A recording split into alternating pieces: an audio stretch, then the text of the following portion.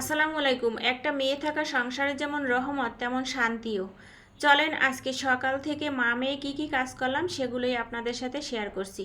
সকালবেলা প্রথমে উঠেই আমি বিছানাটা গুছিয়ে নিই, না হলে আমার মনে হয় ঘরের কোনো কাজই করা হয়নি, সব কাজই অসম্পূর্ণ থেকে গেছে। তো সকালে উঠেই আমার প্রধান কাজ হলো বিছানা গোছানো। এদিকে আমি বিছানাটা গোছাচ্ছি আর আমাকে সাহায্য করছে আমার মেয়ে।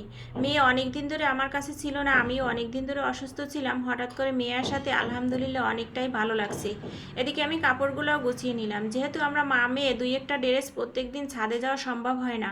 ছাদটা অনেকটাই উপরে, ছাদটা 5 তলার উপরে, ওখানে উঠতে নামতে অনেক কষ্ট হয়। দুই একটা ড্রেস ঘরের ভিতরেই শুকিয়ে যায় ফ্যানের বাতাসে, এজন্য আর ছাদে দেওয়ার প্রয়োজন পড়ে না। এজন্য আমি ঘরের ভিতরেই ড্রেসগুলো দিয়ে দিই। তো আমার বিছানাটা কাপড়গুলো সব গোছানো হয়ে গেছে, এখন আমি ঘরটা ঝাড়ু দিয়ে নেব। এই ভিডিওগুলো অনেকেই পছন্দ করে আমি দেখছি। তো আমি যেহেতু একা থাকি, এজন্য আমার পক্ষে প্রত্যেক দিন এই ভিডিও করা সম্ভব না, প্রত্যেক দিনের কাজের ভিডিও দেওয়া সম্ভব হয়ে ওঠে না। যেহেতু আমি ছোটোখাটো একটা বিজনেস করি, পাশাপাশি সেলাইও করি। সেলাইয়ের কাজ করতে গেলে, এগুলো করতে গেলে, ঘরের কাজের ভিডিও করতে গেলে অনেকটাই সময় নষ্ট হয়, আর একা একা সম্ভবও হয়ে ওঠে না। মেয়ে থাকলে তখন দেখা যায় আমি টুকিটাকি একটু ভিডিও করি।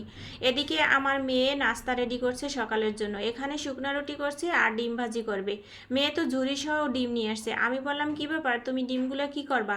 বললো যে আমরা খাওয়ার জন্য ডিম ভাজি করব। তা আমি ভাবছি পুরো ঝুরি সহ ডিমটাই আমার মেয়ে ভাজি করবে। বললো না, আমরা দুইজন দুটো ডিম ভাজি করব।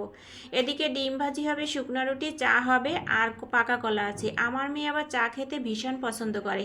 চায়ের জন্য তো মাঝে মাঝে মা মেয়ে ঝগড়া লেগে যায়। ও বলে আমি চা খাবো, তুমি কেন খাবা না? একা একা কি চা খাওয়া যায় সব সময়? তো এদিকে আমার মেয়ে কিন্তু ডিম ভাজি করবে, সেজন্য ডিমটা আগে বাটিতে ভাঙলো, কারণ যদি নষ্ট পচা থাকে তাহলে বোঝা যাবে যে ডিমটা ভালো না খারাপ, এজন্য।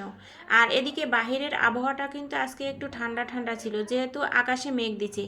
দুপুরে চলে গেলাম আমরা মা মেয়ে বাগেরহাটে, যেহেতু একটু কাজ ছিল মা মেয়ের। তো সেখান থেকে আসার সময় কিছু বাজার করে নিয়ে এসেছি, কাঁচা কলা, বেগুন, পাকা কলা, আর নিয়েছি সয়াবিন বড়ি, কাঁচা বাদাম, আর এখানে ছিল সরিষা শাক। সরিষা শাক আমি এই প্রথম খাবো, জানি না কেমন হবে।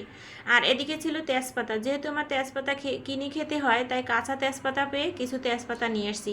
সাথে ছিল 5টা হরিতকি। 5টা হরিতকির দাম 5 টাকায় নিয়েছিল। বিকেলবেলা নারকেল কুড়া নিয়েছিলাম, নারকেলটা একজনই গিফট করছিল, আর একটু পুলি পিঠা খেতে ইচ্ছে করছিল, তাই নারকেলটা ভাঙলাম, ভেঙে দেখলাম আলহামদুলিল্লাহ ভালোই আছে। তো আমি কোড়ায় নিয়েছিলাম, যেহেতু মা মেয়ে দেখা যায় 5টা 10টা পিঠা হলেই হয়ে যাবে। তারপর পরের দিন বিকালে চলে গেলাম মেয়েকে নিয়ে একটু ঘুরতে, আর মেয়ে সেখানে একটু ভিডিও করলো আর ফটোশ্যুট করলো। আমার মেয়ে আবার ভিডিও করতে ঘুরতে অনেক বেশি পছন্দ করে, এজন্য মেয়েকে নিয়ে মাঝে মাঝে একটু ঘুরতে বের হই।